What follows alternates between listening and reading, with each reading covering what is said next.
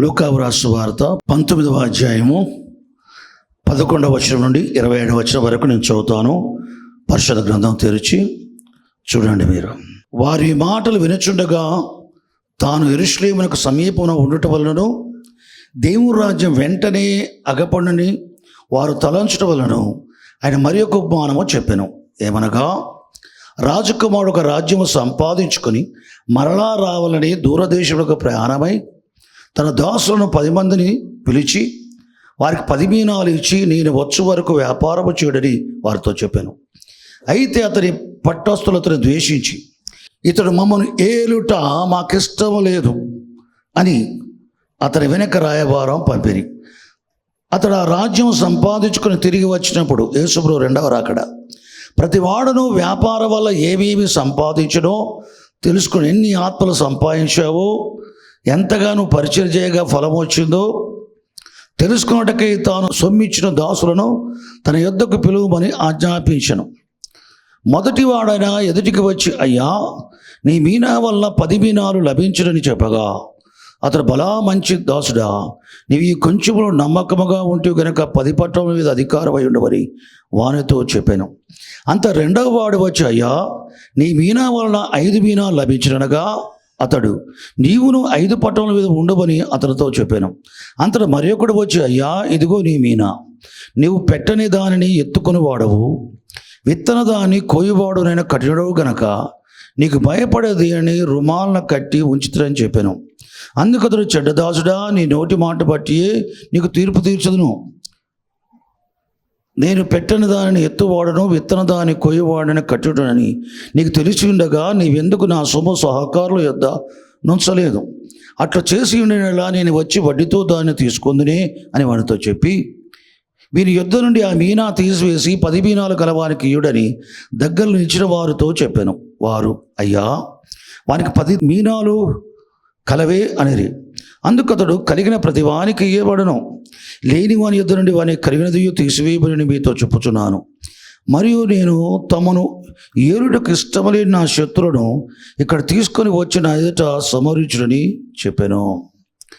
నేను తమను ఏలుటకు ఇష్టమలేని నా శత్రువులను ఇక్కడికి తీసుకొని వచ్చి నా ఎదుట సంహరించుడని చెప్పాను. 2 మాటలు మరలా చదువుతాం ఈ పోర్షన్లో.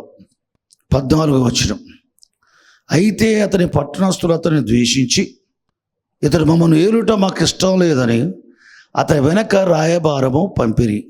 ఇతడు మమ్మల్ని ఏలుట మాకు ఇష్టము లేదని అతని వెనక రాజు వెనక రాయబారం పంపిరి.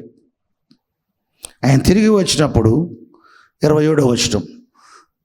నేను తమను ఏలుటకు ఇష్టము లేని నా శత్రువులను ఇక్కడికి తీసుకుని వచ్చి నా ఎదుట సంహరించుడని చెప్పాను. నేను తమను ఏలుటకు ఇష్టము లేని నా శత్రువులను ఇక్కడికి తీసుకుని వచ్చి నా ఎదుట సంహరించుడని చెప్పాను. దేనికి స్తోత్రం, దేని మైకులుగాక. ప్రభువునందు ప్రియమైన వారలారా, గత వారం మనం ధ్యానించుకున్నాము యేసుప్రభు రాజు.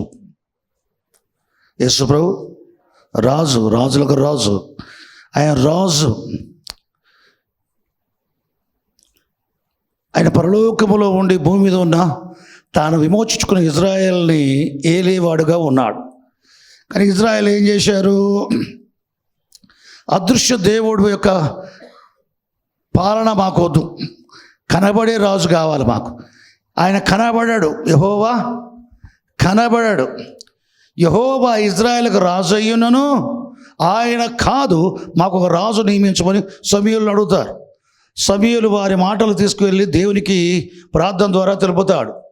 అప్పుడు దేవుడు యెహోవా అంటాడు, సమూయేలు వారు కోరినట్టుగా రాజు నియమించు. వారి నిన్ను కాదు విసర్జించింది, తమను ఏలేకుండా నన్నే విసర్జించారు. సమూయేలు అంటాడు, ఏమని? మీరు చేసేది పాపం.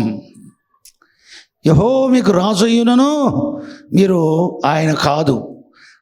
ఆయన కంటికి కనబడు. ఫిలిష్తీయుల రాజు కంటికి కనబడతాడు, వారికి సిరియా రాజు వారి కంటికి కనబడతాడు,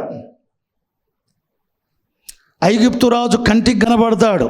ఆయన చేసే యుద్ధాలు కనబడతాయి, ఆజ్ఞాపిస్తాడు, సమస్యలు పరిష్కరిస్తాడు, యుద్ధాలకు ముందు పోతారు. కనబడే రాజులు ఉన్నారు సకల జనులకు, అన్యజనులకు. మాకేమో యెహోవా రాజు అని చెప్తున్నావు, ఆయన మాకు కనబడాడు. కనబడని రాజు కాదు, కనబడే రాజు కావాలి అంటే దేవుడు ఏం చేశాడు? కనబడే రాజులను ఇచ్చాడు. సౌలు మొదలుకొని ఇజ్రాయేలు 2 భాగాలుగా చేయబడి అష్షూరు దేశము రాజు సైన్యం వేసుకొని వచ్చి ఉత్తర దేశమైన ఇజ్రాయేల్ 10 గోత్రాల దేశాన్ని చెరగొనిపోయాడు. ఆ తర్వాత కొద్ది కాలానికి దక్షిణ భాగం అనగా అష్షూరుకి దక్షిణ భాగాన ఉండే బబులోను రాజు సైన్యం వేసుకొని వచ్చి ఇజ్రాయేల్ దేశంలో దక్షిణ దేశమైన యూదా దేశం, ఆ దేశాన్ని చెరగొనిపోయాడు ప్రజల్ని. చూడండి, వారు చెరలోనికి పోయారు. ఇక వారికి రాజ్యం లేదు, రాజు లేదు. చెరలో నుంచి విడిపించబడిన తర్వాత బబులోను నుంచి వారు తిరిగి వచ్చారు. యెరూషలేమును బాగు చేసుకున్నారు, కట్టుకున్నారు, నివసిస్తున్నారు. కానీ సొంత దేశములో అన్యుల దేశంలో నివసించినట్టుగా వారు జీవిస్తున్నారు. వారి రాజ్యం సొంతది లేదు, సొంత రాజు కూడా లేడు, కనబడే రాజు కూడా లేడు. కనబడని దేవుడిని యెహోవా రాజుగా కాదు, మా కనబడే అన్ని జనులకు రాజున్నట్టుగా కనబడే రాజు కావాలన్నారు. వారికి బబులోనికి కొనిపోవడం మొదలుకొని కనబడే రాజు లేరు. వారు రాజు కావాలి, రాజ్యం కావాలని 100 సంవత్సరాలు కష్టపడ్డారు. బబులోను చెర నుండి వచ్చిన తర్వాత యూదా దేశంలో ఉండి దేవుడిని యెహోవా వారికి కనబడని రాజుగా ఉన్న ఆయన, కనబడే రాజులు మనుషులు ఎంతమంది ఇచ్చినా ఆ రాజులు చెడిపోయి మీరు చెడగొడతారు, నేనే కనబడే రాజుగా నేను వెళ్తానని చెప్పి కనబడని దేవుడు కనబడే రాజుగా మరియ గర్భాన చిన్న శిశువుగా బెత్లెహేములో పుట్టాడు. అప్పుడు తూర్పు దేశపు ధ్యానులు ఏమన్నారు? యెరూషలేము పట్టణానికి వచ్చేసి యూదుల రాజుగా పుట్టినవాడు ఎక్కడా? యూదుల రాజు క్రీస్తు అని చెప్పేసి సహజ అందరికీ తెలుసు. కాబట్టి శాస్త్రుల్ని, ధర్మశాస్త్ర బోధకుల్ని పిలిపించి హేరోదు ఏం చెప్పాడు తెలుసా? క్రీస్తు ఎక్కడ పుట్టును అన్నాడు. వారు అడిగింది యూదుల రాజు ఎక్కడ పుట్టాడని. ఫరో చెప్తున్నాడు క్రీస్తు ఎక్కడ పుట్టుడని చెప్పేసి శాస్త్రుల్ని, ధర్మశాస్త్రోపదేశకులు అడుగుతున్నాడు. చూడండి, యూదయ దేశం బెత్లెహేములో పుట్టును అని చెప్పుకొచ్చారు. చూడండి, దేవుడు శరీరధారి వస్తాడని ఇజ్రాయేలుకి అందరికీ తెలుసు. ఆయన దేవుని కుమారుని క్రీస్తున పడతాడు, ఆయన రాజుగా ఉంటాడు, మమ్మల్ని ఏలుతాడని ఎదురు చూస్తున్నారు. ఒకప్పుడు అదృశ్యంగా ఉండి ఇజ్రాయేలు నిర్వహించే ఏలుచున్న దేవుడిని యెహోవా మాకు రాజుగా ఆయన వద్దు, మనుషులు కావాలన్నారు. మనుషుల వల్ల వారికి ఎటువంటి ప్రయోజనం లేదు. దేవుని నుంచి వేరు చేయబడ్డారు, కష్టాలు పడ్డారు, నశించిపోయారు. దేవుడు వారిని కనికరించి ఏం చేశాడు? అదృశ్యంగా ఉండి వారు ఏలటం కాదు, దృశ్యంగా వచ్చాడు ఆయన. దృశ్యంగా వచ్చేసి ఆయన రాజునని చెప్పుకున్నాడు, ఆయనకు రాజ్యం ఉందని చెప్పుకున్నాడు, ఆయనకు రాజ్యభారం ఉంది, ఆయన రాజ్య సువార్త ప్రకటించాడు. చూడండి, విత్తువాని ఉపమానం మనం చూస్తాం. పరిశుద్ధ గ్రంథంలో చూస్తే మత్తయి రాసిన సువార్త 13వ అధ్యాయం 18-19 వచనాలు చూస్తే విత్తువాని ఉపమానం గురించి వినుడి. విత్తువాడు విత్తనాలు విత్తనం వేసుకుంటూ పోతున్నాడు. కొన్ని త్రోవ ప్రక్కన పడ్డాయి, కొన్ని రాతి నీళ్ళ పడ్డాయి, కొన్ని ముండ్ల పొదల్లో పడ్డాయి, కొన్ని విత్తనములు మంచినీళ్ళలో పడ్డాయి. చూడండి, విత్తువాని ఉపమానం చెప్పుకోవచ్చు. విత్తువాడు మనిషి కుమారుడు, విత్తనము దేవుని యొక్క వాక్యము అని చెప్పుకొచ్చాడు. పొలము లోకము, ఈ విషయాలు మనకు ఆ అధ్యాయాలు కనబడతాయి అనేక ఉపమానాల్లో. యేసుప్రభు చెప్పాడు. దేవుడు రాజ్యాన్ని గురించి ఆయన ఏం చేశాడు? పరలోక రాజ్యాన్ని ఉపమానాలు చెప్పుకొచ్చాడు. ఎవడైనను రాజ్యమును గూర్చిన వాక్యం వినియు గ్రహింపకై ఉండగా అన్నాడు 13వ అధ్యాయం 19వ వచనం మత్తయి సువార్తలో. మత్తయి సువార్త 13వ అధ్యాయము 19వ వచనం. ఏ వాక్యాన్ని యేసుప్రభు ప్రకటిస్తున్నాడు? దేవుడు రాజ్యాన్ని గూర్చిన వాక్యాన్ని ప్రకటిస్తున్నాడు.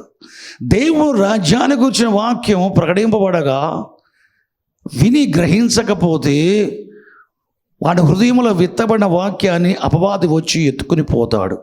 వాడు విన్న వాక్య రాజ్యసువాత నమ్మకూడనట్లు, నమ్మి రక్షణ పొందకూడనట్లు అపవాది వచ్చి వాడి హృదయంలో విత్తబడిన వాక్యాన్ని ఎత్తుకుని పోతాడు.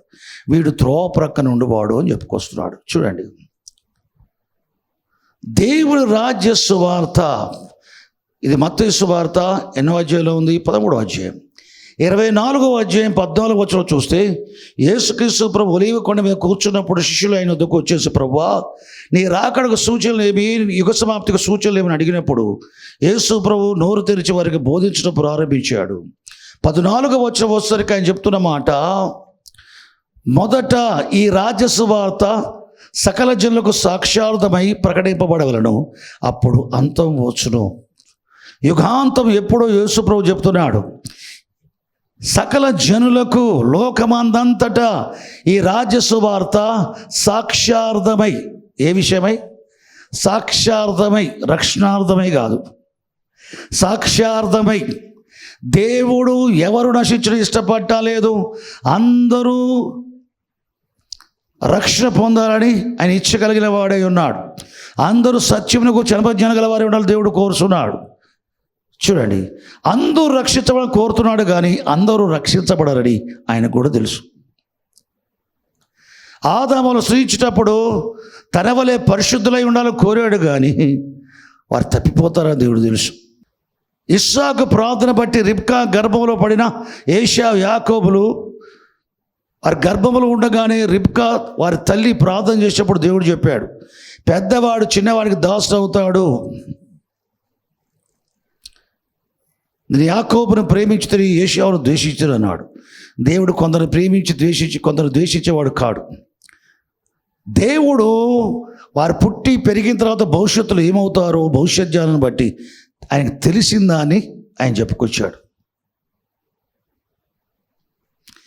ఎలీషా సిరియా దేశపు రాజు బెన్హదదు 40 ఒంటల మీద కానుకరిచ్చి పంపించాడు హజాయేలుతోటి.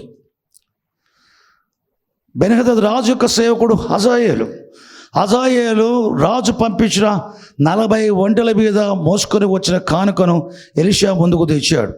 ఎలీషా దమస్కు పట్టణానికి పోయినప్పుడు ఎలీషా తీసుకొని రాబడ్డ కానుక వైపు చూడలేదు, కానీ తీసుకొని వచ్చిన రాజు తరపున వచ్చిన రాజు సేవకుడు హజాయేలు వైపు చూచి కన్నీరు పెట్టాడు. హజాయేలు అన్నాడు ఎలీషా దైవజనుతో, దైవజనుడా నా ఏలినవాడా, నువ్వు కన్నీరు విడుచున్నావు ఏమిటంటే, నువ్వు ఇజ్రాయేల్ అనేకులను చంపేస్తావు, ఇజ్రాయేల్ స్త్రీల గర్భాలను కోసేస్తావు, చిన్న పిల్లలను చంటి పిల్లలను బండకేసి కొట్టి చంపుతావు, వృద్ధులను కూడా నువ్వు కనికరించవు. నా ఏలినవాడా, చచ్చిన కుక్క వంటి వాడిని, నేను ఎంతటి వాడని ఇంతటి కార్యం నేను చేస్తా అంటే నువ్వు సిరియా దేశానికి రాజు అవుతూ అంటాడు. అంటే ఏంటి? నువ్వు రాజు అయిన తర్వాత ఇజ్రాయేల్ పట్ల ఆయన చేసేదంతా చేయకమునిపై, రాజు కాకమునిపై అన్నీ తెలిసిపోయి ఎలీషాకి.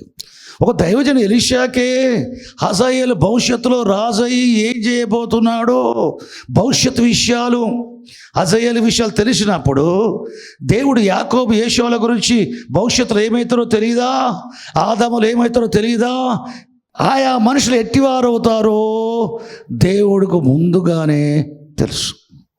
తల్లి గర్భములో నీవు రూపింపకమునిపై ఆయన నిన్ను ఎరుగును. అసలు నీవు వ్యక్తిగా తల్లి గర్భములో, భూమి మీద కాదు, తల్లి గర్భములో రూపింపకమునిపై నిన్ను ఆయన ఎరుగును. భవిష్యత్ జ్ఞానం గల దేవుడు, మంచి దేవుడు, దేవునికి స్తోత్రం. అందరి కొరకు శరదారే వచ్చాడు, అందరి కొరకు ప్రాణం ఇచ్చాడు, అందరికి సువార్త ప్రకటించబడాలంటున్నాడు, అందరూ సువార్త నమ్మాలని కోరుతున్నాడు, అందరూ సువార్త నమ్మి రక్షించబడాలనుకుంటున్నాడు, అందరూ ఎవరు కూడా నరకం పోకుండా పరలోకి రావాలని ఆశిస్తున్నాడు.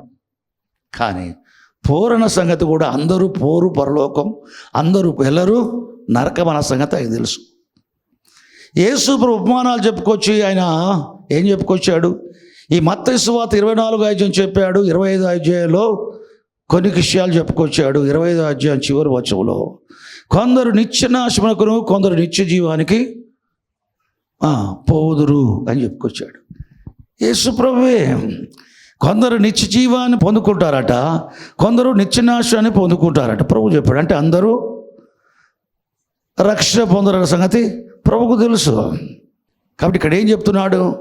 అందరి కొరకు అని శరీరధారే వచ్చి ప్రతి మనుష్యుని యొక్క పాప క్షమాపణ నిమిత్తం శరీరమందు మరణాన్ని రుచి చూశాడు. ప్రతి మనుషుడన్న ప్రతి ఒక్కరి కొరకు ఆయన శరీరంలో మరణాన్ని రుచి చూచాడు. ఎందుకు ప్రతి మనుషుడి కొరకు మరణాన్ని రుచి చూచాడు?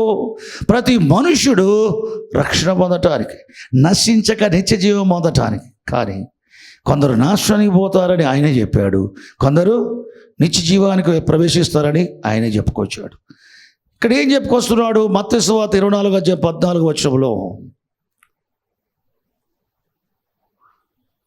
లోకాంతము రావాలి అంటే లోకమందంతటా సకల జనులకు సాక్షార్థమై ఈ రాజ్య సువార్త ప్రకటింపబడవలెను. ఏ రాజ్య సువార్త? దేవుని రాజ్య సువార్త. రాజ్యము లోకమంతటా మనుషులకు ప్రకటింపబడుతున్నప్పుడు ఆ రాజ్యం యొక్క రాజు కూడా ప్రకటించబడడం జరగాల. రాజు ఎవరు? యేసు ప్రభు. రాజ్యం ఎవరిది? ఆయనది. దేవుడు ఆయనకు రాజ్యం ఉంది. దానికి రాజు ఎవరయ్యా అంటే ఆయనే, యేసు ప్రభువే రాజ్యం. పిలాతు అన్నాడు, నీవు రాజువా? నీవన్నట్టే, నేను రాజునే. నా రాజ్యం ఇహ సంబంధమైంది కాదు, రక్త మాంసాలతో కూడా రాజ్యం కాదు. నా రాజ్యం ఆత్మ సంబంధమైంది. నా రాజ్యం మహిమగలది. నా రాజ్యములో నీతి, శాంతి, పరిశుద్ధాత్మ యందలి ఆనందం ఉండను. నా రాజ్య పౌరులకు ఉండే అనుభవం ఏంటంటే వారు నీతి అయి ఉంటారు, నీతిమంతులు అయి ఉంటారు, సమాధానం కలిగి ఉంటారు, పరిశుద్ధాత్మ ఆనందాన్ని కలిగి ఉంటారు. ఆ దేవుని రాజ్య అనుభవం. ఈ ఇహ సంబంధమైన రాజ్యం కన్నీళ్ళు, విచారం, కృంగుదల, బాధలు, వేదనలు, రోగములు, వ్యాధులు, దయ్యాలు పట్టబట్టం, మాంత్రిక శక్తులు, చేతబడి శక్తులు, అన్యాయం, అవినీతి, అబద్ధం, హత్యలు, దోపిళ్ళు, దొంగతనాలు, లంచగొండితనం, జారత్వాలు, వ్యభిచారములు, ఇది ఈ లోకం. నా రాజ్యం ఇహ సంబంధమైనది కాదు, ఇటువంటి రాజ్యం కాదు.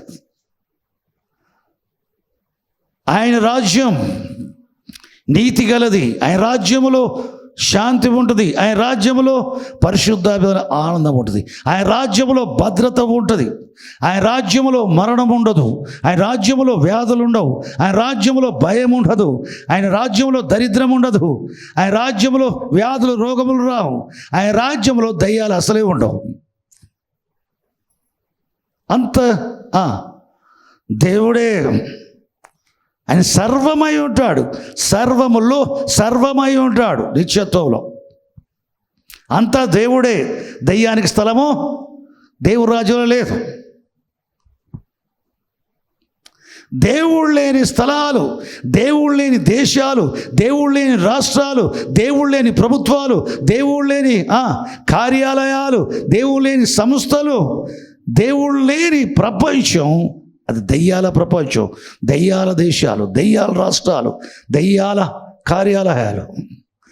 దేవుడు లేకపోతే అక్కడ ఉండేది దయ్యాలే. కాబట్టి అక్కడ అవినీతి ఉంటుంది, అక్రమం ఉంటుంది, దౌర్జన్యం ఉంటుంది, దోపిడి ఉంటుంది, దొంగతనం ఉంటుంది, లంచదనం ఉంటుంది, జారత్వం ఉంటుంది, పాపం ఉంటుంది, అపవిత్రత ఉంటుంది. అది దయ్యాల రాజ్యం. యేసు ప్రభువుల విశ్వాసముంచి రక్షణ నొందిన ప్రతి బిడ్డ, వారి రాజు యేసు ప్రభు. ఆయన పరిశుద్ధుడు, ఆయన పవిత్రుడు, నిర్దోషియు, నిష్కల్మషుడు, పాపంలో చేరక ప్రత్యేకంగా ఉన్నవాడు. ఆయన మన రాజు. ఆయన రక్తంలో కడగబడి ఆయన ఆత్మలో పాలువారైన ప్రతి ఒక్క పరిశుద్ధులు ఆయన అధికారాన్ని ఒప్పుకుంటారు. ఏలండి, యేసు రాజు అని చెప్తున్నావంటే ఆయనను ఏలటానికి నువ్వు అనుమతిస్తున్నావు. ప్రియులారా, ఆయన మన రాజు. ఆయనకు రాజ్యం ఉంది. ఆయనలో విశ్వాసం వచ్చిన వారు ఆయన ఏలుతాడు. ఆయన చేత ఏలబడటానికి నువ్వు అనుమతి ఇవ్వాలి, ఇష్టపడాల. ఈ లూకా 19:14 ఏం చెప్తున్నా తెలుసా? అనేకులను పిలిచి ఆయన ఏం చేశాడు? రాజకుమారుడు ఒకడు రాజ్యం సంపాదించుకొని మరలా రావడానికి వెళ్ళిపోయే మునుపు తన దాసులను పిలిచి ప్రతి వానికి బీనాలు ఇచ్చిపోయాడు. నేను వచ్చేంత వరకు, మరలా వచ్చేంత వరకు వీటితో వ్యాపారం చేయండి. సొమ్ము ఇచ్చిపోయాడు. ఇది ముఖ్యంగా యెరూషలేము పట్టణం గురించి చెప్పుకొచ్చింది. పట్టణస్థులు అనే మాట ఉపయోగించాడు. యెరూషలేము పట్టణస్థులు వారికి బీనాలు ఇచ్చి నేను వచ్చేంత వరకు వ్యాపారం చేయండి అని యేసుప్రభువు వెళ్ళిపోయాడు. ఆయన వెళ్ళిపోతుంటే, రాజకుమారుడు వెళ్ళిపోతుంటే ఆయన వెనకనే రాయబారం పంపారు. ఎవరు? యెరూషలేము పట్టణస్థులు. ఎవరు వారు? యూదుల అధికారులు, యూదుల పాలకులు, అనగా మత సంబంధమైన పాలకులు, ప్రధాన యాజకులు, పరిసయ్యులు, శాస్త్రులు, ఇటువంటి అధికారులు, యూదుల అధికారులు అందరూ కూడా, దేవాలయపు అధికారులు, వీరంతా ఏం చేశారు? రాయబారం పంపారు. నీవు మమ్మల్ని ఏలుటకు మాకు ఇష్టం లేదు, మీ అధికారం ఒప్పుకోం, నువ్వు పాస్టర్గా మా కుటుంబాలను, మా జీవితాన్ని నిర్వహించడానికి మాకు ఇష్టం లేదు, నేను రాజుగా మేము చూడలేం, రాజుగా నువ్వు మమ్మల్ని ఏలటానికి మాకు ఇష్టం లేదు. ఆ రాయబారు పంపుతారు. అయినా కానీ దేవునికి స్తోత్రం, వారిలో కొందరు మాత్రం, మీనాలు తీసుకున్న వారిలో ఒకడు మాత్రం తనకి ఇవ్వబడ్డ మీనాను ఉపయోగించి 10 మీనాలు సంపాదించాడు. మరొకడు తనకి ఇవ్వబడ్డ మీనాని వ్యాపారం చేసి, వ్యాపారం చేసి, మీనా సొమ్ము, అది అక్కడ చెప్పబడదు, సొమ్ము అంటే డబ్బు. ఆ క్లియర్గా అక్కడ సొమ్ము అనే మాట ఉపయోగించాడు. డబ్బుతో కదా ఎవరైనా వ్యాపారం చేసేది. మరొకడు ఏం చేశాడు? మీనాను రుమాల్లో కట్టిపెట్టాడు, దాన్ని ఉపయోగించలే. ఒకడేమో ఉపయోగించి 10 మీనాలు సంపాదించాడు, ఇంకొకడేమో ఉపయోగించి 5 మీనాలు సంపాదించాడు, ఇంకొకడు రుమాలను కట్టి మంచి భద్రంగా కాపాడాడు. రాజకుమారుడు రాజ్యం సంపాదించుకుని మరలా వచ్చేసి ఎవరెవరో దగ్గర పెట్టుబడులు పెట్టాడో, వారు ఎట్లా వ్యాపారం చేశాడో లెక్క చూసుకుందామని వారందరూ నా ఎదుటకు పిలువబడ్డారు.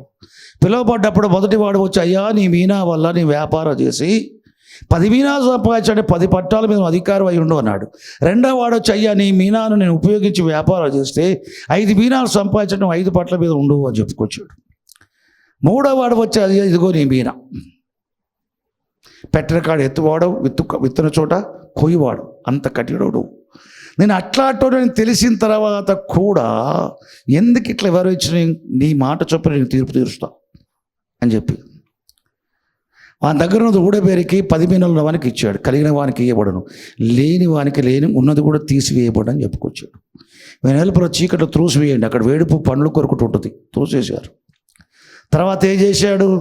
తమ్మును ఏలుటకు ఇష్టం లేని వారందరిని ఆ శత్రువులు నా ఎదురు తీసుకోరండి, నా ఎదురు సంహరించడు అంటాడు.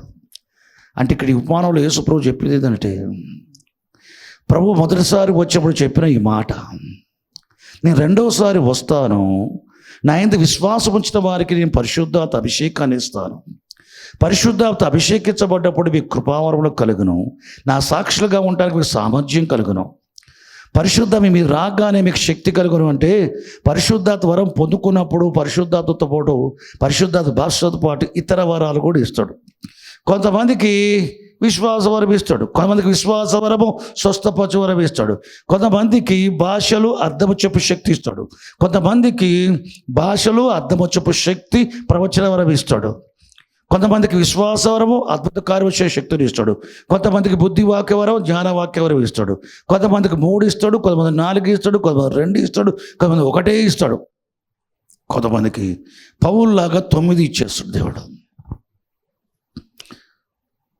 అట్లు ఇస్తాడు. పరిచర్య వరాలు ఉన్నాయి కదా, అపోస్తలులు, ప్రవక్తలు, సువార్తికులు, కాపరులు, ఉపదేశకులు, 5 రకాల పరిచర్య వరాలు ఉన్నాయి.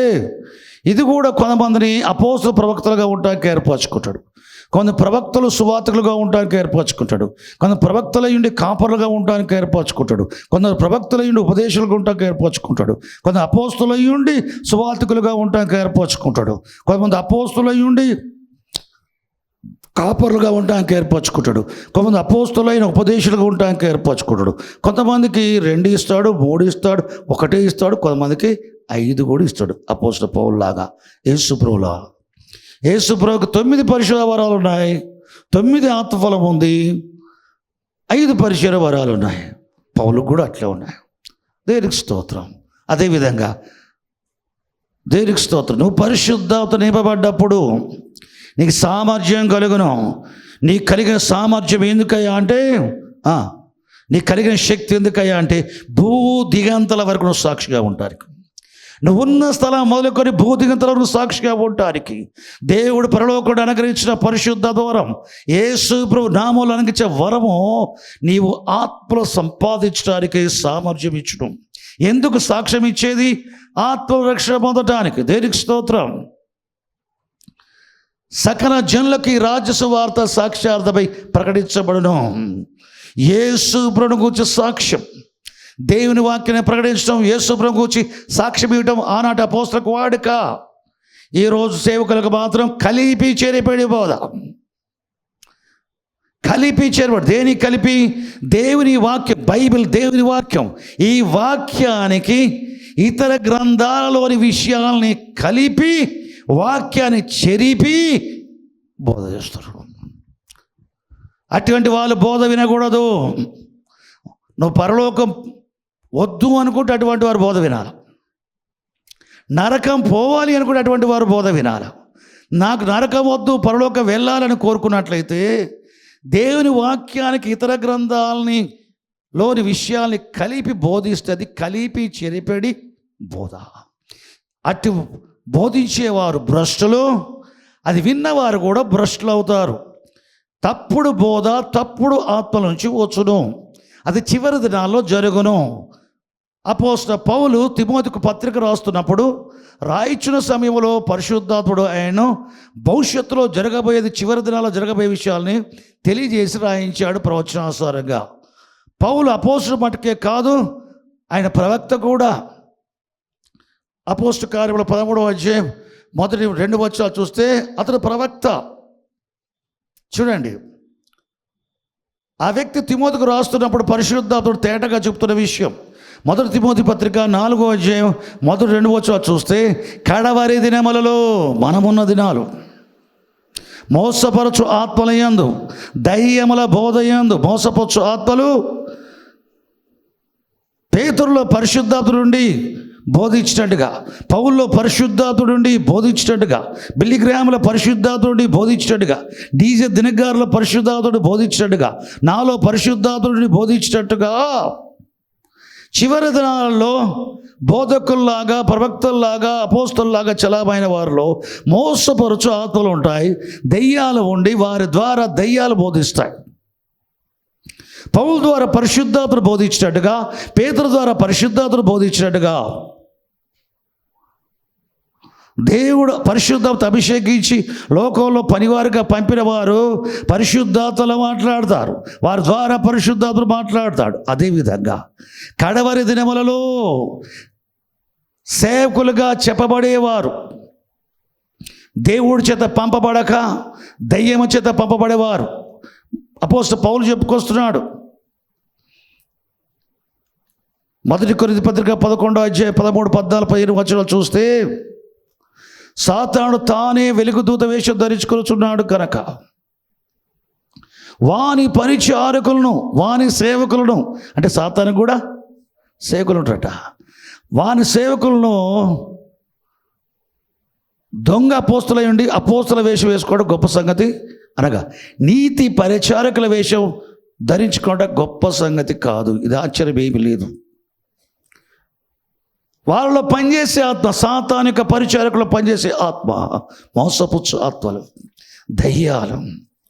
సేవకుల్లాగా చలామణి అవుతారు కానీ వాళ్ళు పనిచేసే ఆత్మలు చెడ్డ ఆత్మలు.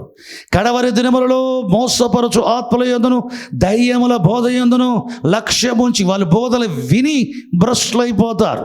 నువ్వు భ్రష్టుడు కావాలంటే దేవుని వాక్యమైన బైబిల్ లో రాయబడిన వాక్యానికి ఇతర మత గ్రంథాల పోర్షన్లు కలిపి చెప్పినట్లయితే, అది కలుపుతున్నావు, వాక్యంతో నువ్వు కలుపుతున్నావు. కలిపి ఏం చేస్తున్నావు? ఈ బోధను చెరుపుతున్నావు. కలిపి చెరిపెడి బోధ. 2 కొరింథీ పత్రిక 2వ అధ్యాయం 17వ వచనంలో మాట రాయబడింది, కలిపి చెరిపెడి బోధ. ఈ కలిపి చెరిపేటోళ్ళు ఎవరు? భ్రష్టులు. వాళ్ళు పనిచేసే ఆత్మలు ఏంటి? మోసపుచ్చు ఆత్మలు. వాళ్ళు పనిచేసి నివసించేది ఎవరు? దయ్యములు. వారు మాట్లాడుతుంటే ఎవరి ద్వారా మాట్లాడతారు? మోసపుచ్చు ఆత్మల ద్వారా, దయ్యాల ద్వారా. అది విన్నావనుకో, ఇది యేసుప్రభు వాక్యమే కదా అని విన్నావనుకో, వినేవారు భ్రష్టులైపోతారని పరిశుద్ధాత్ముడు పౌలు ద్వారా చెప్తున్నాడు, రాయించాడు దైవజనుడు తిమోతికి. ఏ దినాల్లో జరిగిద్దట? కడవరి దినముల్లో. నువ్వు ఏ దినాల్లో ఉన్నావు? కడవరి దినాల్లో ఉన్నావు. ఇప్పుడున్న దానికంటే ఇంకా ఎక్కువైంది. దేనికి స్తోత్రం, దేని వైకలుగాక. దైవజనుడు తిమోతి, వాక్యమును ప్రకటించము, సమయమందు అసమయమందు ప్రయాసపడము. వాక్యాన్ని ప్రకటించే విషయంలో దేవుని వాక్యాన్ని ప్రకటించు అని బైబిల్ చెప్తుంది. పద్మాస్ ద్వీపములో ఖైదుగా చేయబడ్డాడు అపోస్తలుడు యోహాను. ఎందుకు చేయబడ్డావు? నువ్వు వృద్ధుడవు, ఈ వృద్ధ వయసులో నువ్వు ఖైదీగా చేయబడ్డావు ఎందుకైనా అడిగితే ఏం చెప్తాడు? దేవుని వాక్యము నిమిత్తం, యేసుని గూర్చి సాక్షి నిమిత్తం పద్మాస్ ద్వీపం నేను పరవాసునైనా. మరి పద్మాస్ ద్వీపంలో పరవాసిగా ఉన్న దినాల్లో ఒక దినమున ప్రభు దినమందు ఆత్మవశుడైపోయాడు, పరిశుద్ధాత్మ వశములో ఉన్నాడు అపోస్తలుడు యోహాను. అప్పుడు బూరబంటి స్వరం విన్నాడు. ఈ స్వరం ఏంటి? నెక్కి తిరిగి చూడగా మనిషి కుమారుని పోలిన ఒకరు చూచాడు. యేసుప్రభుని చూచాడు. యేసుప్రభు చెప్పాడు, ఆత్మవశుడైన యోహాను, ఆసియాలోని 7 సంఘాలు, పలానా 7 సంఘాలకు నువ్వు చూచిదు రాయ్యా అన్నాడు. 7 సంఘాలకు సందేశం ఆత్మవశుడై ఉండగా వచ్చిన సందేశం. ఈ సందేశాన్ని ఏమని చెప్తున్నాడు? ఉపోద్ఘాతలు మొదటి అధ్యాయం, ప్రకటన గ్రంథం మొదటి 3 వచనాల్లో తాను చూచినంత వరకు దేవుని వాక్యమును గూర్చియో యేసుని గూర్చిన సాక్ష్యమును గూర్చియో నేను రాస్త్రి అంటాడు. అసలు పట్టబడి జైల్లో వేయబడిందే దేని వాక్య నిమిత్తం? యేసుప్రభు గూర్చిన సాక్షి నిమిత్తం. మరి చెరలో ఉన్నప్పుడు ఆత్మవశుడిగా ప్రభు ఏం చేశాడు? దేవుని వాక్యమే రాయమని చెప్పుకొచ్చాడు. యేసుప్రభు గూర్చి సాక్షి అన్నాడు. ధర్మశాస్త్ర ప్రవక్తల గ్రంథాలని ఆధారం చేసుకొని అపోస్తలుడు యోహానుతో పాటు ఇతర అపోస్తలులు ఏం చేసేవారంటే యేసు ప్రభుని గొర్రె పిల్లగా ప్రకటించేవారు, దేవుని వాక్యాన్ని ప్రకటించేవారు, గొర్రె పిల్లగా యేసు ప్రభు గూర్చి సాక్ష్యం ఇచ్చేవారు. దాని నిమిత్తం ఖైదుగా చేయబడ్డ యోహాను దగ్గరికి యేసు ప్రభు యూదా గోత్ర సింహముగా వచ్చి ఇంకా దేవుని వాక్యంలో నుంచి ఆయన చెప్పే మాట ఏంటి? ఏ ధర్మశాస్త్ర ప్రవక్తల గ్రంథంలో నుంచి నన్ను గూర్చి నీవు గొర్రె పిల్లగా పరిచయం చేసావో ఇతరులు విశ్వసించి రక్షణ పొందటానికి నేను రెండవసారి వస్తున్నాను, గొర్రె పిల్లగా కాదు, యూదా గోత్ర సింహముగా. ఇది కూడా ధర్మశాస్త్ర ప్రవక్తల గ్రంథంలో ఉన్నది. ఇది కూడా ఉంది. ఆయన అగ్నిరూపముగా వచ్చుచున్నాడు. యెషయా గ్రంథం 66:15 వచనం. దానియేలు కూడా పద్మాస్ ద్వీపంలో యోహాను చూసిన దర్శనాన్ని దానియేలు కూడా చూశాడు. పాత నిబంధన కాల ప్రవక్తలకి రెండవ రాకడలో ప్రభు యొక్క ప్రభావ దర్శనం ఎట్లుంటుందో యెహెజ్కేలు చూశాడు, యెషయా చూశాడు, యెరెమీయా చూశాడు, దానియేలు చూశాడు. పాత నిబంధన కాలంలో కూడా ఉంది. కానీ క్రొత్త నిబంధన మధ్యవర్తిగా వచ్చే యేసు ప్రభువును గొర్రె పిల్లగా దేవుని వాక్యమైన ధర్మశాస్త్రం ప్రవక్త గ్రంథాన్ని ఆధారం చేసుకొని సాక్ష్యం ఇచ్చాడు. యేసు ప్రభు సాక్ష్యం ఇచ్చాడు, ఖైదుగా చేయబడ్డాడు. యేసు ప్రభు యూదా గోత్ర సింహముగా అగ్ని జ్వాల వంటి నేత్రాల వాడగా, అపరాజ్య పోలే పాత్రల వాడగా, పాత్ర మటుకు దిగుచున్న తెల్లని వస్త్రాన్ని ధరించుకున్న వాడుగా, రొమనకు బంగారు ధరించుకున్న వాడుగా, వాడి అయిన 2 అంచుల ఖడ్గం గల వాడుగా, విస్తార జల ప్రబల స్వరం కలిగిన వాడుగా, ముఖం సూర్యుని వలె ప్రకాశించి ముఖ తేజస్సు కలిగిన వాడుగా, తెల్లని ఉనిని పోలిన హిమం వంటి తల వెంట్రుకలు కలిగిన వాడుగా, కుడి చేత 7 నక్షత్రాలు పట్టుకుని 7 దీపస్థలంలో సంచరించేవాడుగా, ఈ ప్రభావ దర్శనం యూదా గోత్ర సింహముగా అగ్ని జ్వాల వంటి నేత్రాల వాడుగా ఆయన కనబడిన దర్శనం యోహానుకి ఇచ్చాడు. ఇప్పుడు ఇది దేవుని వాక్యం. ఆయన చూచింది రెండవ రాకడ గురించి దర్శనం. అది ఎక్కడ ఉంది? ధర్మశాస్త్ర ప్రవక్తల గ్రంథంలో ఉంది. యేసు ప్రభు మొదటి రాకడ గురించి అపోస్తలులు యోహానుతో పాటు ఏ ప్రవక్తల గ్రంథంలో నుంచి లేఖనాలు తీసుకొని యేసు ప్రభు యొక్క బలి అర్పణ గురించి, మృతుల పునరుద్ధరణ గురించి చెప్పుకొచ్చారో ఇంతకాలం అదే ప్రవక్తల గ్రంథంలో నుంచి యేసు ప్రభు రెండవ రాకడలో యూదా గోత్ర సింహంగా వస్తున్న విషయాన్ని వాక్యము, యేసు ప్రభు యూదా గోత్ర సింహంగా ఆయన కూర్చిన సాక్ష్యము మరలా రాశాడు. బైబిలే దేవుని వాక్యం. బైబిల్ తప్ప వేరే గ్రంథాలు దేవుని వాక్యం కాదు. పౌలు చెప్పినట్టుగా చూడండి, 2 కొరింథీ పత్రిక 2వ అధ్యాయము 17వ వచనం. మేము దేవుని వాక్యమును, దేవుని వాక్యమును కలిపి చెరిపాడు అనేకుల వలె ఉండగా. తెలుగు రాష్ట్రాల్లో అనేకులు ఉన్నారు. చాలామంది పక్కన సింగపూర్కి పోయి వచ్చి అంతర్జాతీయ సేవకుని చెప్పుకుంటారు. అటు ప్రక్కన దుబాయ్ పోయి వచ్చి అంతర్జాతీయ సేవకుని పెట్టుకుంటారు వాళ్ళు పోస్టర్లో, హ్యాండ్ బిల్స్లో. చిన్న దేశం పోయి ఆడ 10 మందికి చెప్పొస్తారు అంతర్జాతీయ సేవకుడు పెట్టుకు. ఎందుకంటే ఫ్లైట్ ఎక్కిపోయింది కదా, ఫ్లైట్లో పోయి వచ్చిన కదా ఇక అంతర్జాతీయ సేవకుడు, ఫ్లైట్ ఎక్కితే అంతర్జాతీయ సేవకుడు. చూడు దేవుని స్తోత్రం. వీళ్ళు ఏం చేస్తారు, తెలుగు రాష్ట్రాల్లో ఈ దేవుని వాక్యానికి ఇతర గ్రంథాలని విషయాలు, ఇతర గ్రంథాల క్రీస్తు ఉన్నట్టుగా ఆ విషయాలు దేవుని వాక్యత కలిపి బోధిస్తుంటారు. ఈ తెలుగు రాష్ట్రాల్లో బోధించి అనేకలు భ్రష్టులుగా చేయడమే కాదు, ఇతర దేశాల తెలుగు వాళ్ళను కూడా వీళ్ళు భ్రష్టులు చేస్తారు. ఇంకేం చేస్తారు, వీళ్ళు రచనలు చేశారనుకో ఇట్లా, ఆ రచనల్ని ఇతర భాషల్లో కూడా తర్జుమా చేయించి ఇతర రాష్ట్రాల్లో పంపుతారు. భారతదేశము దేవుని వెతికి తడువులాడి వెతికి కనుగోలేకపోతుంది. ప్రతి మనుషుడికి దేవుడు తడువులాడి వెతికి దేవుని కనుగొందురేమో అని వారికి నిర్ణయకాలప్పుడు పొలిమేరలో దేవుడు ఏర్పరిచాడు.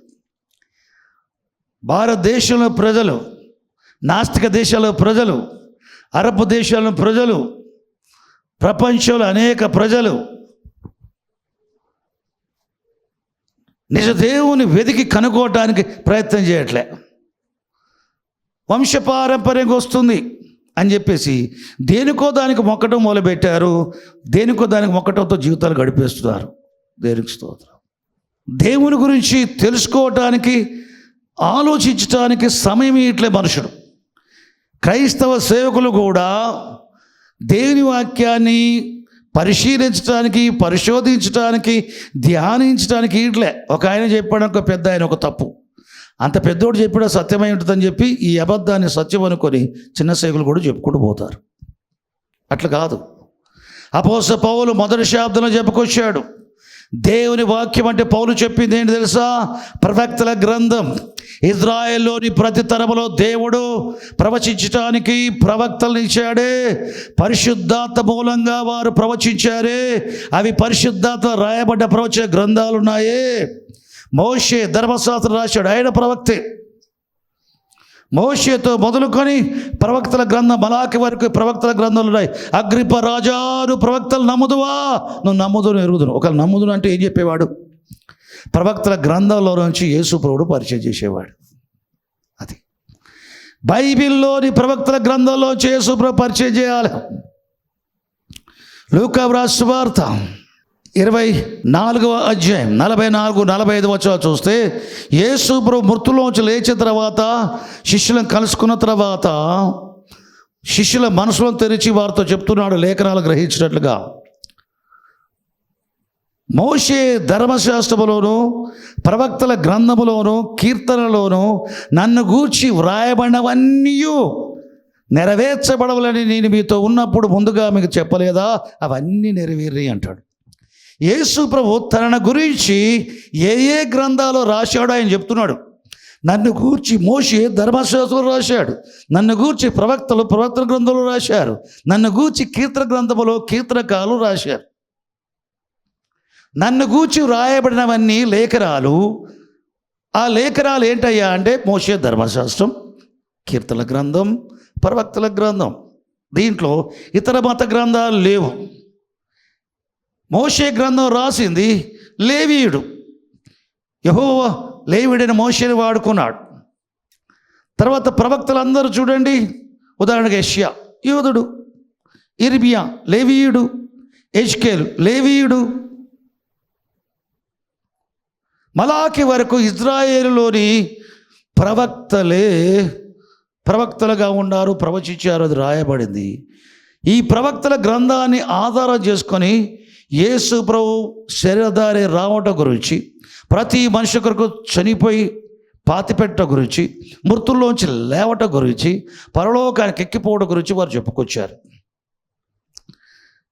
తర్వాత అదే ప్రవక్తల గ్రంథాల లేఖనాల్లో నుంచి యేసు ప్రభు రెండవ రాకడిని ప్రకటించడానికి యోహానికి ప్రభు దర్శనమిచ్చి తెలియజేశాడు. అది వాక్యమే. ప్రవక్తల గ్రంథం వాక్యం, ప్రభు మొదటి రాకడ గురించి ప్రభుని విషయాలు. ప్రవక్తల గ్రంథంలోని రెండవ రాకడ విషయాలు కూడా ఉన్నాయి. వాటి మీద ఆధారపడి ఉన్నదే క్రొత్త నిబంధన గ్రంథం. చూడండి, ఆది కాండం నుంచి ప్రకటన వరకు కూడా దేవుని యొక్క వాక్యం, లేఖనములు, బైబిల్లోని అపోస్తలులు వీటికి వేరే వాటి కలపలే. తెలుగు రాష్ట్రాల్లోని సోకాల్ సేవకులు, భ్రష్టులు, మోసపు చాతులు గలవారు, దయ్యాలతో నడిపించబడే వ్యక్తులు, జ్ఞానమని విపరీతమైన వాదాలకు పోయి సామాన్య ప్రజల్ని యవనస్తులు పాడు చేస్తున్నారు. వారు భ్రష్టులు చేస్తున్నారు. బైబిల్ చెప్పే యేసుప్రభును ప్రకటించకుండా వేరొక యేసును ప్రకటిస్తున్నారు.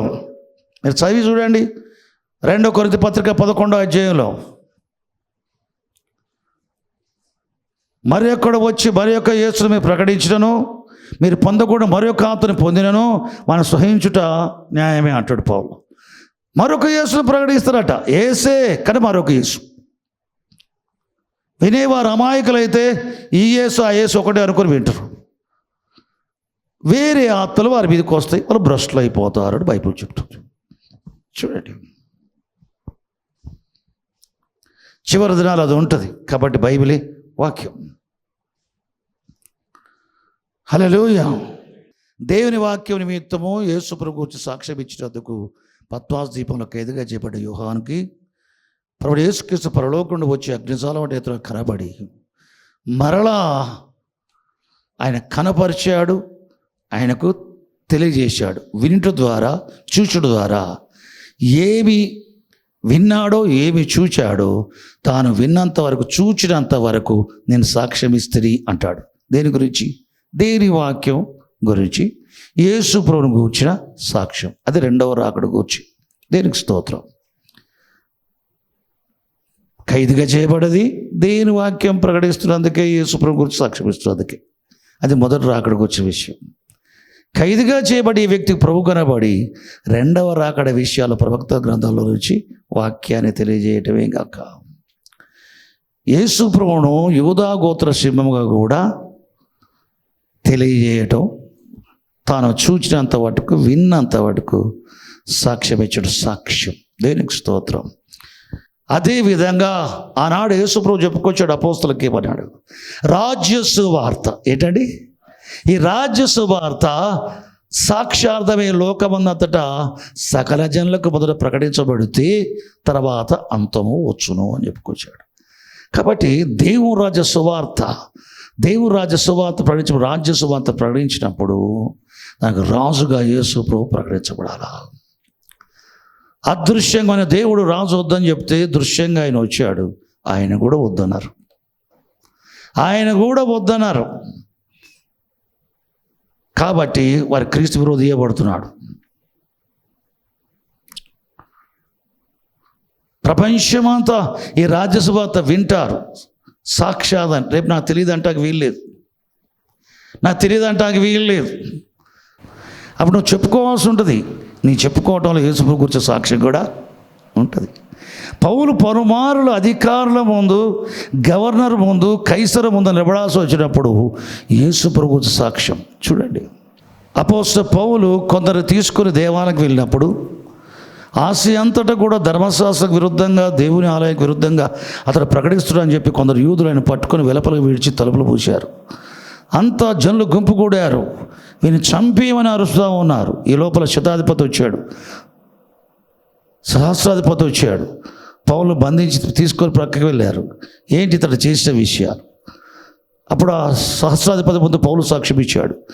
మృతుల్లోంచి లేచి యేసు ప్రభువుకు విరుద్ధంగా తెలియక నేను వ్యతిరేకంగా కార్యక్రమాలు చేశాను, కానీ ఆయన దర్శించినప్పుడు ఆయన ముఖాముఖం చూశాను, ఆయన అంగీకరించాను. పరలోకుడు కలిగిన ఆ దర్శనాన్ని గురించి నేను కాదనలేక నేను ఆయన సాక్షిగా ఉంటున్నాను అని యేసు ప్రభు గురించి సాక్ష్యం ఇచ్చాడు. తర్వాత ప్రభు రాత్రి వేళ కనబడి, పౌలు, యెరూషలేములో నన్ను కూర్చుని ఏ విధంగా సాక్ష్యం ఇచ్చావో నువ్వు రోమాలో కూడా నన్ను కూర్చి సాక్ష్యం ఇవ్వాల్సినదని చెప్పాడు. యేసు ప్రభు వచ్చి రోమాలో కైసరు ఎదుట సాక్ష్యం ఇవ్వాల్సి ఉన్నది. దేనికి స్తోత్రం. రానున్న 2 ప్రవక్తలు కూడా వారి సాక్ష్యం యాంటిక్రైస్ట్కి పోద్ది, వారి సాక్ష్యం అబద్ధ ప్రవక్త పోద్ది, వారి సాక్ష్యం భూరాజులకు పోతాయి. దేనికి స్తోత్రం. సాక్షార్థమై వారు అంగీకరించటం అంగీకరించకపోవటం తర్వాత విషయం. అందరూ అంగీకరించరు, ఎవరో కొందరు అంగీకరిస్తారు. అందరూ అంగీకరించరు, ఎవరో కొందరు జరుగుతుంది. వారు అంగీకరించినా అంగీకరించకపోయినా, వారు వినినా వినకపోయినా ఈ రాజ్య సువార్త సాక్షార్థమై అందరికీ ప్రకటించబడటం జరగాల. దేవునికి స్తోత్రం. రాజ్య సువార్త, రాజ్యమును గూర్చిన సువార్త వాక్య వినియు గ్రహింపకపోతే అపవాది వచ్చి వారి హృదయంలో విత్తబడ వాక్యాన్ని వెతుకొని పోవడం. ఆత్మరక్షణ పొందటానికి ఏం కావాలట? రాజ్య సువార్త ప్రకటించబడాల. యేసు ప్రభువు శిరధారి వచ్చి చనిపోయి లేచాడు అన్నది ఈ సువార్త పాపాలు క్షమించబడ్డతో ప్రారంభమై నువ్వు ఏం చేయబడుతున్నావు? బైబిల్ ఏమని చెప్తా ఉంది? కొలస్సీయులకు రాసిన పత్రిక 1వ అధ్యాయం 13-14 వచనాలు చూస్తే అక్కడ రాయబడ్డ విషయాలు చూస్తే ఏముంది తెలుసా? ఆయన అంటే దేవుడు అంధకారసమైన అధికారం నుంచి మనల్ని విమోచించి ఆయన కుమారుని యొక్క రాజ్య నివాసులుగా చేశాను. దేవుడు దేవుని కుమారుని యొక్క రాజ్య నివాసులుగా చేశాడు. అంధకార సమైన అధికారం నుంచి మనం విమోచించి. ఎట్లా? మరొక చోట ఏం చెప్తా ఉంది? ప్రకటన గ్రంథం 1వ అధ్యాయం 6వ వచనంలో యేసు ప్రభు ఆయన మనల్ని ప్రేమించుచు రక్తం వల్ల మన పాపం నుంచి విమోచించిన వానికి మహిమయు ఘనతయు ప్రభావమును యుగయుగములు కలుగునుగాక అని చెప్పుకొచ్చాడు. ఆయన తన రక్తం వల్ల మన పాపం నుంచి విమోచించి ఏం చేశాడు తెలుసా? తండ్రి దేవునికి ఒక రాజ్యముగాను యాజకులుగాను చేశాను. దేవునికి స్తోత్రం.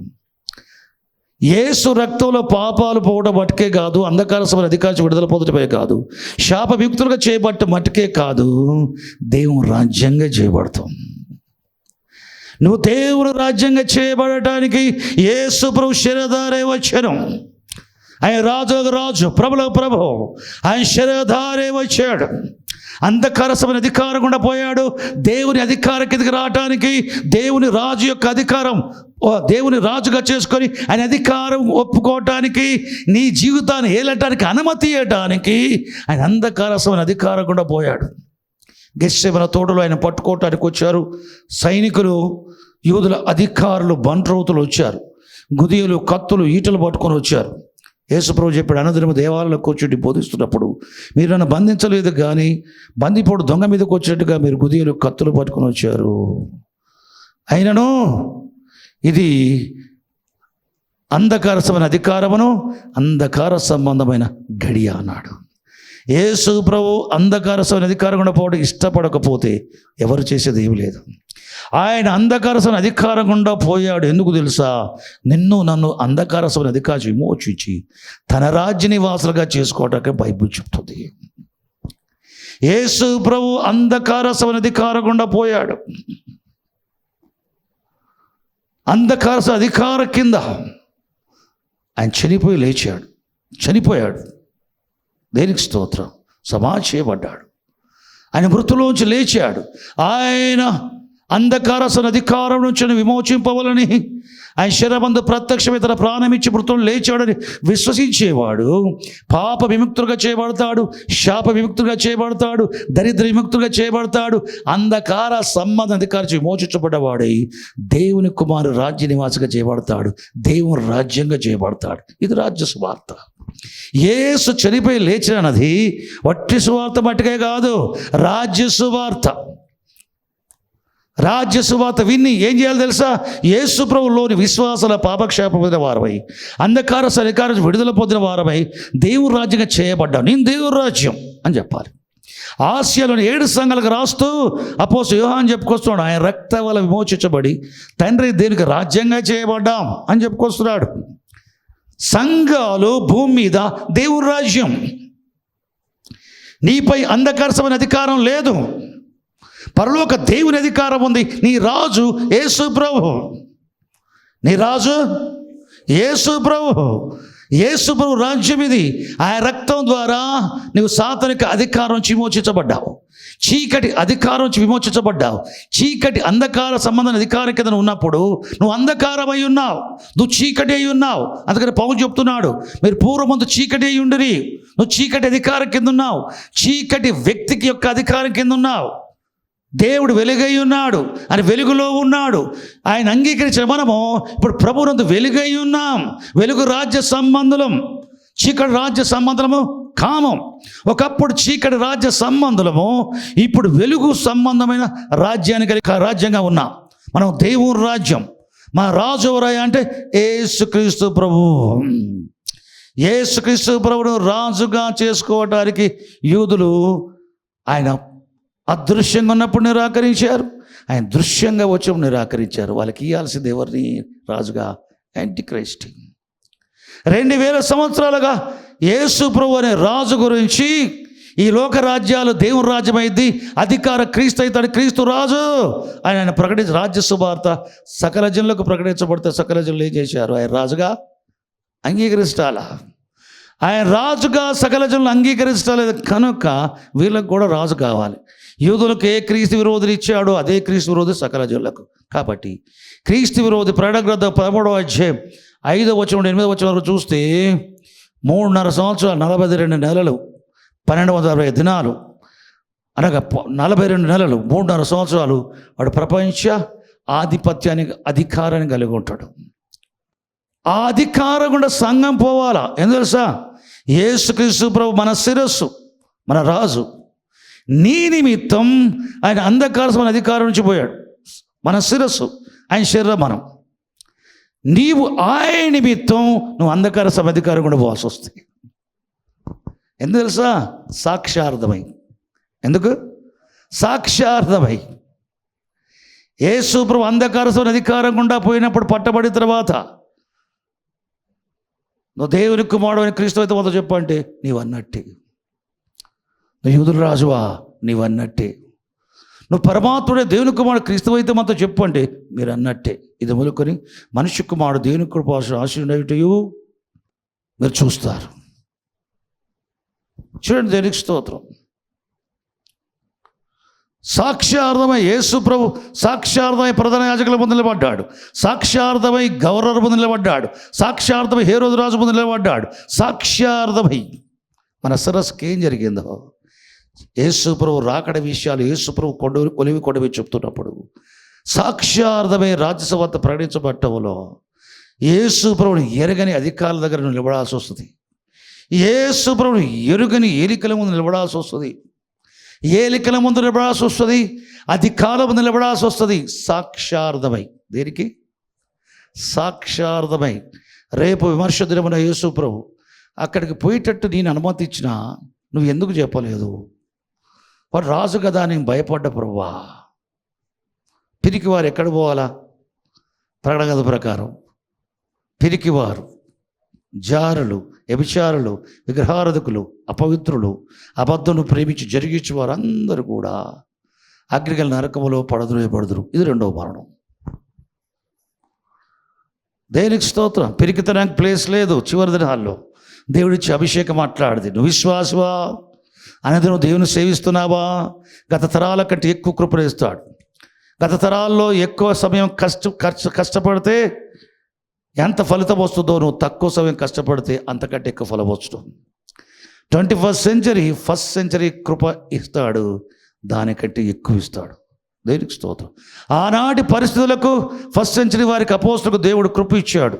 ఈనాటి పరిస్థితులు లోకం పుట్టిన మొదలుకొని ఎప్పుడు ఉండని పరిస్థితులు రాబోతున్నాయి, ఆరంభమయ్యాయి. గ్రహించలేనంతగా ఆరంభమయ్యాయి. అనుభవం గల వారు గ్రహించడానికి వీలుగా ఉంది. కాబట్టి ఇటువంటి దినాల్లో గత తరాల వారికి దేవుడి పిల్లలకి ఇచ్చే కృప కంటే ఈ 21st సెంచరీలో ఉండే దేవుని పిల్లలకి ఎక్కువ కృప దేవుడు ఇస్తాడు. కృప ప్రభువులను ఆయన రాజుగా చేసుకున్న వారికి, కృప ప్రభువులను ఆయన ఏలుట ఇష్టపడే వారికి, ఆయన కేలుటకు ఇష్టపడని వారిని వారి వేషధాలు నరికించి అవిశ్వాసంతో పాటు వారికి పాలు దయచేది. ఏంటది? నరకం, అగ్నిగల నరకం. ఆయన ఏలుట ఇష్టపడు. కుటుంబముగా నీ కుటుంబాన్ని ఏలుటకి ఇష్టపడు. సంఘంగా ఆయన ఏలుటకి ఇష్టపడు. యేసు ప్రభు చెప్పిన ఉపమానములు మొదటి 1st సెంచరీలోనే రాజకుమారుడు వెళ్ళిపోయినప్పుడు వెనకనే రాయబారం పంపించినట్టు యెరూషలేము పట్టస్తులు ఏమని? మమ్మల్ని ఏలుటకి ఇష్టం లేదని. ఆయన తిరిగి వచ్చినప్పుడు అన్ని తరాల వారిలో అన్ని శాబ్దాలు ఉన్న తనను ఏలటానికి ఇష్టపడిన వారందరినీ సంహరించి వెలపల పడవేయబట్ట జరిగింది. కాబట్టి పిల్లవారా, యేసు ప్రభువుని ఏలాలా. చూడండి, ఒకనాడు గిద్యోను దగ్గరికి వచ్చేసి ఇజ్రాయేల్ అంటారు, మిద్యాన్ చేతిలోంచి మనం విడిపించి రక్షించడం కనుక నీవు మమ్మల్ని ఏలాలి, నీ తర్వాత నీ కుమారులు మమ్మల్ని ఏలాలంటే నేను ఏలను, నా కుమారులు మిమ్మల్ని ఏలరు, యెహోవా మిమ్మల్ని ఏలును. యెహోవా మిమ్మల్ని ఏలును. అందరు చెప్పండి, యెహోవా మమ్మల్ని ఏలును. యేసు ప్రభు ఏలును. యేసేబ రాజు, యేసేబ రాజు ఆయన మమ్మల్ని ఏలుట మాకు ఇష్టం. ఆయన అధికారాన్ని ఒప్పుకొనుచున్నాం. నా జీవితంపై ఆయనదే అధికారం, నా కుటుంబంపై ఆయనదే అధికారం. నన్ను ఏలేది యేసు ప్రభువే, నన్ను ఏలేది నా కుటుంబాన్ని ఏలేది యేసు ప్రభువే, సంఘమును ఏలేది యేసు ప్రభువే. దేవునికి స్తోత్రం. రాజ్యమును గూర్చిన జ్ఞానం పెరగాల. సాధ్యత వరకు అట్లా బోధించబడదాం. ప్రతి ఆదివారం యేసు ప్రభు వచ్చినప్పుడు జరగబోయేది ఏంటంటే, ప్రకటన గ్రంథం 11వ అధ్యాయం 15వ వచనంలో పరలోకంలో గొప్ప శబ్దాలు పుడతాయి. 7వ దూత 7వ బూర ఊదినప్పుడు ఆ పరలోకంలో శబ్దాలు ఏం చెప్పబడతాయి? ఈ లోక రాజ్యము ప్రభు రాజ్యం ఆయను, అధికారం క్రీస్తు ఆయను. ఈ లోకం ఏమైపోద్ది? ఈ లోక రాజ్యం, ఈ అంధకార సంబంధమైన రాజ్యం, ఈ లోక రాజ్యం ప్రభు రాజ్యం అవుతుంది, అధికారం క్రీస్తు అవుతుంది. దేనికి స్తోత్రం. ఆయన రాజ్యంలో ఉండేవారు ఎవరే అంటే, ఆయన రాక మునుపు ఆయన యొక్క అధికారం ఒప్పుకునేవారు, ఆయన ఏలిక, ఆయన మనల్ని ఏలటానికి ఇష్టపడేవారు. ప్రభావమును ఏలు, అందుకని నా ఏలినవాడా అంటారు. పాత నిబంధన కాలంలో ప్రవక్తల్ని నా ఏలినవాడా, రాజుల్ని మా ఏలినవాడా, దైవజనుల్ని మా ఏలినవాడా అంటారు. మా ఏలినవాడా అంటాడు. దేనికి స్తోత్రం. ఒరిజినల్ ఏలినవాడు యేసు ప్రభు. ఒరిజినల్గా ఏలేవాడు. నీ ఏలేవాడు ఎవరు? నా ఏలినవాడా అంటే అర్థం నా ప్రభువా, నన్ను ఏలేవాడా, నా ప్రభువా, నా రాజా, యేసు రాజా, హల్లెలూయా, నన్ను ఏలు తండ్రి. దేనికి స్తోత్రం. ఆయన మనల్ని ఏలటానికి ఇష్టపడాలా, ఆయన మనల్ని ఏలటానికి ఇష్టపడాలా. ఆయన అధికార కింద మన జీవితాలు నిర్వహించబడాలా. ఆయన రాకడలో నిత్యత్వములో ఆయన చేత ఏలబడే ఆయన రాజ్యములో మనం ఉండాలి. అటువంటి కృప మనకందరికీ ప్రభు అనుగ్రహించునుగాక. ఆమేన్. లేచి ప్రార్థన చేసుకుందాం. పరిశుద్ధుడైన తండ్రి, పరలోకమున మా ప్రభువానికి స్తోత్ర గ్రంథ ప్రభావ చెల్లిస్తాం. నీ కనుదృష్టి మా పైన బోధించినందుకు స్తోత్రం. నేటి ఆరాధన అంతని బట్టి నీకు సమస్త మహిమాగ్రత ప్రభావ చెల్లిస్తాం. తండ్రి దేవా నువ్వు స్తోత్రుడు, తండ్రి దేవా నువ్వు మహోన్నతుడు. మా ఆరాధన నీకే, మాపై అధికారం నీదే, మా రాజు నీవేనయ్యా. మమ్మల్ని ఏలు తండ్రి, రాజుల రాజా మమ్మల్ని ఏలు, మా కుటుంబంలో ఏలు, మా ఆత్మలను ఏలు, మా శరీరాలను ఏలు, మా అవయవాలను ఏలు, మా జీవితాలను ఏలు, మా ఉద్యోగంలో ఏలు, మా వ్యాపారంలో ఏలు, మా ప్రయాణంలో ఏలు, మా పొలంలో ఏలు, మా పనులలో ఏలు, అన్ని విషయాలు ఏలు, మా దేశాన్ని ఏలు, ఈ లోకాన్ని ఏలు తండ్రి. రాజుల రాజా నీకు స్తోత్రం. నీకు మా తండ్రి, మా దేవుడవు నీవే. సమస్త మహిమ ఘనత పర్వాలు నీకే చెల్లిస్తాం. యేసుక్రీస్తు పేట ప్రార్థిస్తున్నాం పరమ తండ్రి. ఆమేన్.